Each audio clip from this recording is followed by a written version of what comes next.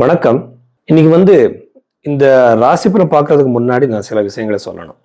First வந்து பாருங்க, எல்லாரோட ஜாதகத்துல ஒரு பர்த் டைமு பர்த் இயர் சரியா இருக்காது. நிறைய பேருக்கு டைம் கொஞ்சம் தப்பா இருக்கும். அந்த டைம்ல நம்ம வந்து ஜாதகம் பார்க்கறதுக்காக கை ரேகை வச்சுதான் பார்க்கணும். நம்ம கையிலே கூட ராசிகள் இருக்கு, 12 ராசிகள் இருக்கு, கிரகங்கள் இருக்கு.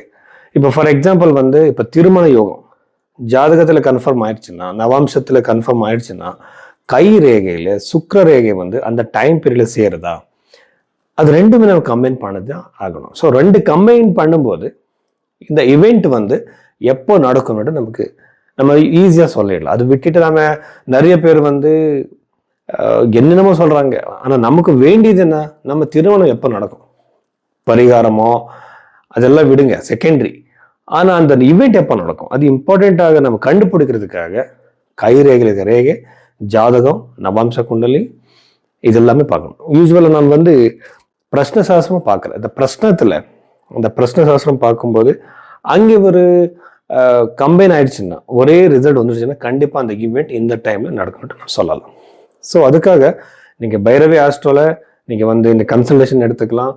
உங்க ஜாதகம் பார்த்து உங்க கைரேகையை பார்த்து நான் வந்து உங்க கேள்விக்கு ஒரு கரெக்டான ப்ரொடக்ஷன் நான் கொடுக்குறேன். ரிஷப ராசி 2026 ஜூலை மந்த்ல இந்த ரிஷப ராசியில பிறந்தவருக்கு வந்து என்னென்ன பாசிட்டிவ் நெகட்டிவ் இருக்கு நம்ம பார்க்கலாம்.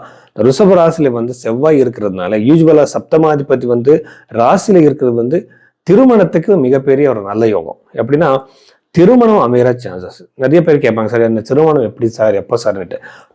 நான் எப்படின்னா உங்க கை ரேகை ஃபர்ஸ்ட் பார்க்குறேன், அதுக்கப்புறம் உங்க ஜாதகம் பார்க்குறேன், சுக்கிர ரேகை எப்படி இருக்கு, அதுக்கப்புறம் வந்து பெண்களா இருந்தா செவ்வாய் நான் பார்க்குறேன், ஆண்களா இருந்தா அது சுக்கிரனை பார்க்குறேன். அப்படி பார்க்கும்போது நம்ம அந்த டைமிங் ஈஸியா சொல்லலாம் திருமணம் எப்போ நடக்கும்னுட்டு. ஆனா செவ்வாய் அங்கே இருக்கிறது வந்து இந்த ராசியில ரிஷப ராசியில பிறந்திருக்கிற பெண்களுக்கு திருமணம் அமைகிற யோகம் அதிகமா இருக்கு. நிறைய பேருக்கு வந்து அஷ்டம பாவத்தை இதை பார்க்கும்போது யூஸ்வலா பூர்வீக சொத்து கிடைக்கிற சான்சஸ், சில பேருக்கு வந்து பூர்வீக சொத்தோட பிரச்சனை இருக்கும் கோர்ட்ல எல்லாமே, அது சால்வ் ஆகிற சான்சஸ் அதிகமாக இருக்கு.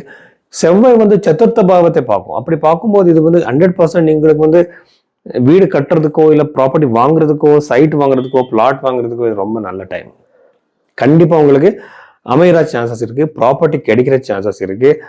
ஆனா வீட்டுல வந்து சதுர்த்த பாவத்தில் கேது, குஜவத் கேதுன்னு சொல்லுவாங்க. எப்படின்னா அந்த கேது கிரகம் வந்து செவ்வாய் மாதிரி பிஹேவ் பண்ணும். அப்படி இருக்கும்போது கண்டிப்பா உங்களுக்கு வீட்டிலேயே நிறைய பிரச்சனை, நிறைய சண்டைகள் நடக்கலாம். அன்னெசரியான விஷயங்களுக்கு ஏதாவது ஒரு சண்டை நடக்குது, பிரிக்கிறது, பிரச்சனை வர்றது, சண்டை போடுறது, இந்த மாதிரி ரொம்ப டிஸ்டர்பிங்கான ஈவெண்ட்ஸ் நடக்கிற சான்சஸ் ரிஷபராசியில பிறந்தவருக்கு. ரொம்ப ஜாகிரதையா இருங்க, கண்ட்ரோலடா இருங்க.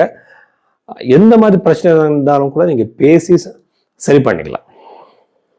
3rd ஹவுஸ்ல இருக்கிற குரு கிரகம், சுக்கிரன், புதன்னாலே கண்டிப்பா நீங்க வந்து ரொம்ப ஒரு நிறைய கோவில்களுக்கு நீங்க போற சான்சஸ் இருக்கு.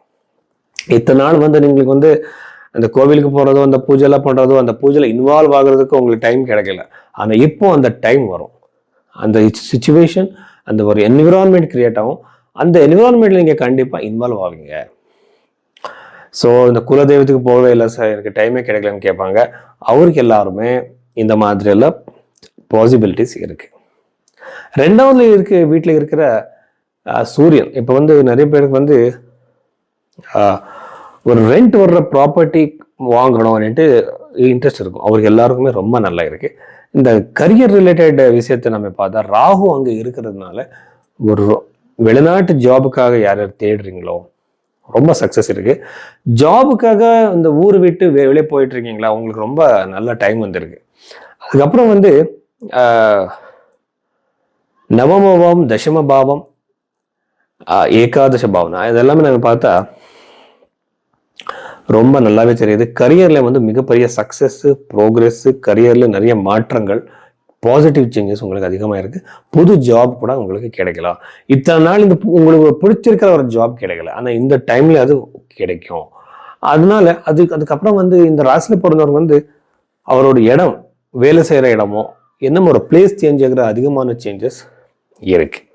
யாருக்கு? ரிஷபராசியில பிறந்தவருக்கு. ஸோ இவ்வளவு விஷயங்களை வந்து ரிஷபராசியில பிறந்தவருக்கு